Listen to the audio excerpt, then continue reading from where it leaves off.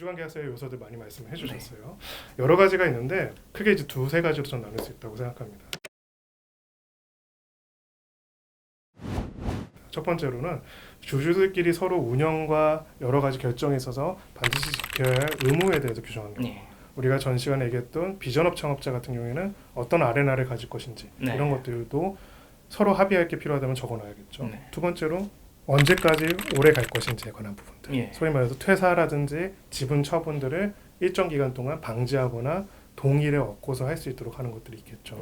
세 번째로는 이제 지분 처분과 관련된 부분들입니다. 그러니까 소위 말해서 특히나 이제 지분 구성이 그 대주주 한 80% 가지고 있는 친구가 있고 10% 가지고 있는 친구가 있을 때 특히 쟁점이 될 수 있는데요. 이 경우에 보통 이 회사를 인수한다라고 했을 때 경영권 있는 주식이라고 일반적으로 한다면은 50 플러스 1주 정도를 생각을 합니다. 최소한으로. 그렇다면은 나머지 10% 뭐 이런 주식들은 굳이 사지 않으려고 할 수 있겠죠. 그렇다면은 10% 정도 가진 주주들은 자신의 주식을 팔 수 있는 기회를 놓칠 수밖에 없겠죠. 그래가지고 어떤 규정을 놓죠? 동반 매도권을 청구권. 그렇죠. 대주주가 이제 처분을 한다고 하면은 나도 같은 조건으로 내 것도 같이 팔아줘. 이런 것들도 미리 넣을 수도 있고요. 이런 조항들은 사실 투자계약서에도 같이 들어갑니다. 투자계약서도 기본적으로 투자를 함으로써 같이 주주로서의 지위를 가지고 있는 투자자와 기존의 창업자 사이에 일종의 주주간 계약 같은 내용이 투자계약서 안에도 같이 들어가게 되는 거죠. 그래서 또 우리 친구 공동창업자 한 명이 그 중에서 내 거 팔게라고 하면은 야 그러면 그 조건이면 내가 너 거 살게라고 해가지고 이제 공동창업자들 간의 단일성을 좀 더 유지할 수 있는 방식으로 할 수 있는 우선 매수 청구도 이제 할 수가 있는 거고요. 또 영업비밀 외부에다가 누출하고 아니면은 이 사업 아이템과 이 기술 가지고 별도로 회사 차려서 하고 이러면 안 되겠죠.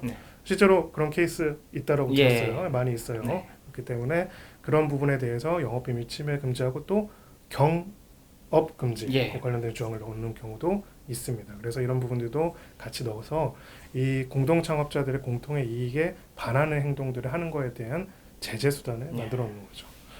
결과적으로 이제 갑자기 5년 이상 같이 쭉 가기로 했다가 정말 임의로 자의로 퇴사를 하거나 이러는 경우들, 이런 경우에는 그거를 페널티를 물리는 방법으로 그 지분을 회수할 수 있는 방법들로 두는 경우들이 있죠. 갑자기 우리 간의 의무를 어기고 중간에 회사를 퇴사하는 경우도 이 지분을 가져올 때 얼마로 가져야 할까요?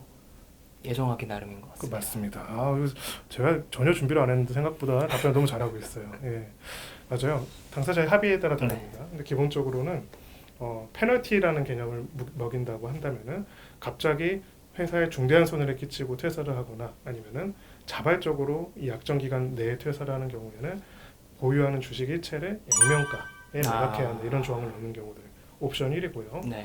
두 번째는 좀 그렇다 그거는. 그러니까 최종 투자를 봤을 때 밸류에이션을 기준으로 했을 때 주당 가격의 몇 프로 이렇게 한다라고 하는 경우도 있고요. 이 사이에 절충선도 있어요.